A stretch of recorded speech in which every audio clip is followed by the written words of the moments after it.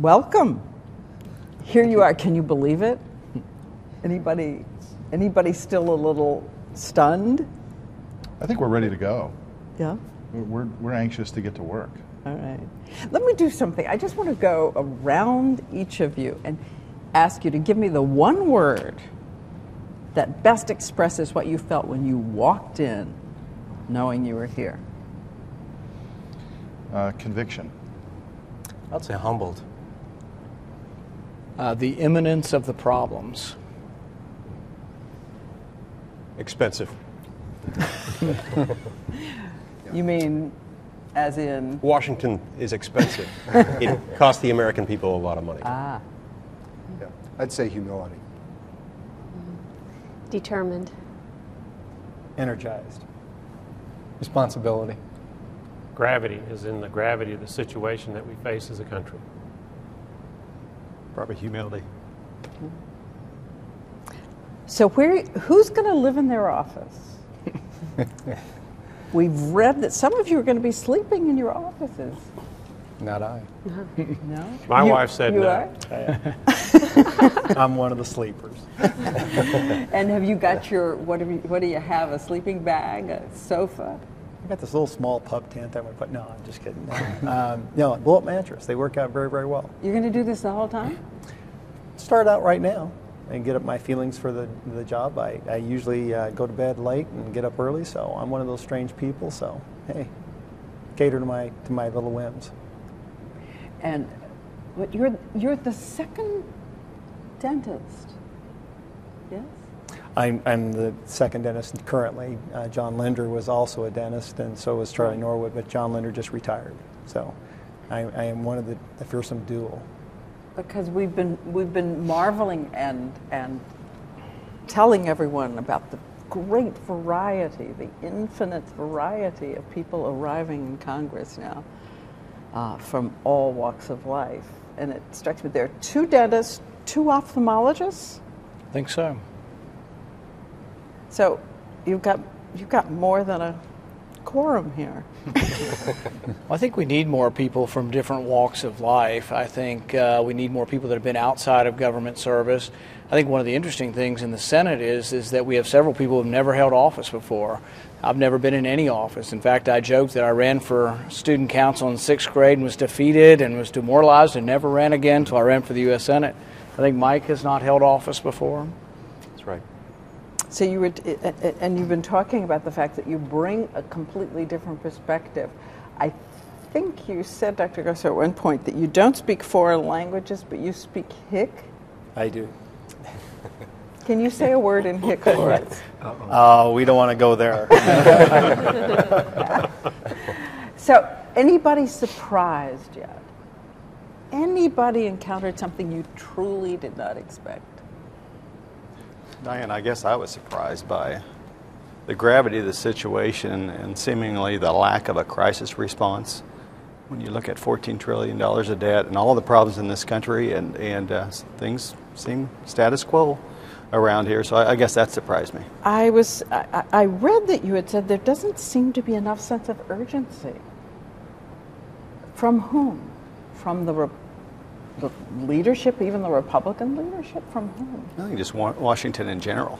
I mean, the American people are ready for some changes, and they expect that to be delivered. And one party was thrown out, and they're expecting us to make a difference. And so to see the lack of urgency amongst the people already here was surprising in a way to me. I want to ask about some of the first encounters, for instance. The Constitution will be read. How many of you carry, can you just raise your hand, how many of you carry a Constitution with you? Got mine right here. Right here. And is there a passage of it you're waiting most to be read?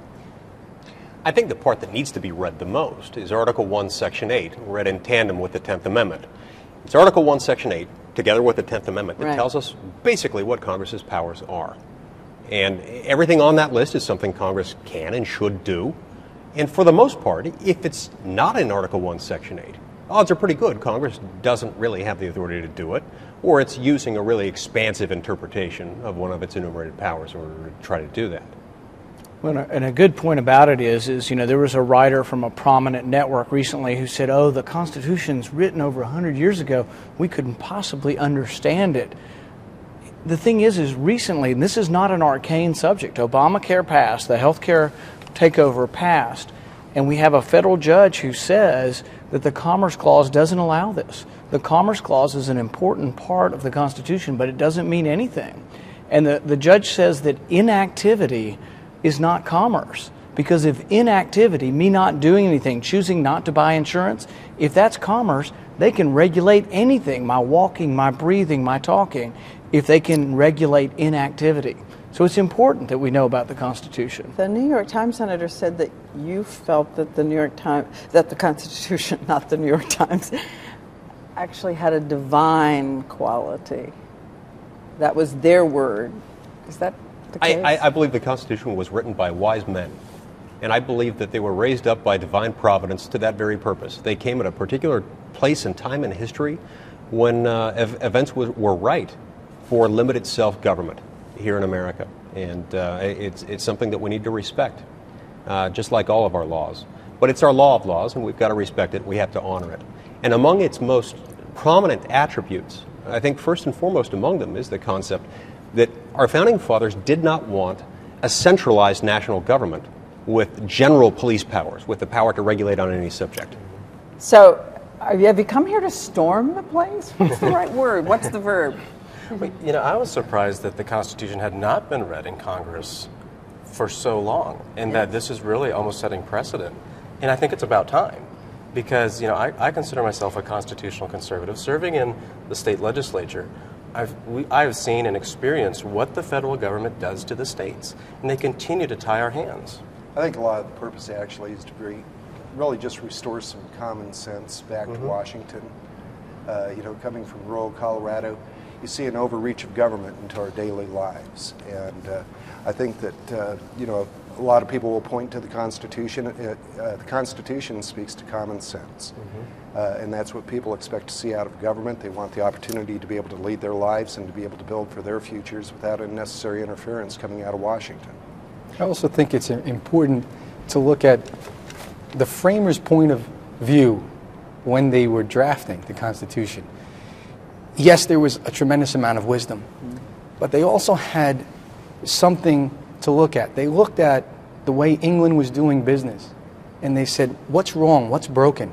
And let's write a document so that our government doesn't make these mistakes. And they put in safeguards to prevent the United States from having the problems that almighty England had.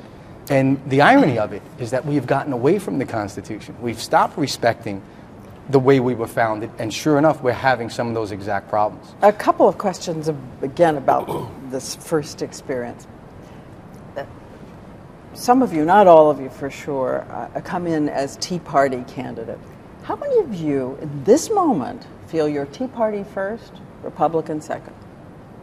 I feel I'm American first, and that I'm here to reflect and represent New Hampshire and to change the direction of the nation. And I'm proud that I've got so many supporters, whether they're Tea Party members or Republicans or independents, as New Hampshire is so well known for, sending me here to do a job and to be effective in doing that job. And American first, Tea Party second? Well, I'm a member of the 4th District of Missouri, and we just believe it's common sense to have limited government and lower taxes, and we were maybe Tea Party before Tea Party was cool. We don't see a divide. It's just common sense. It's the way that we're supposed to be.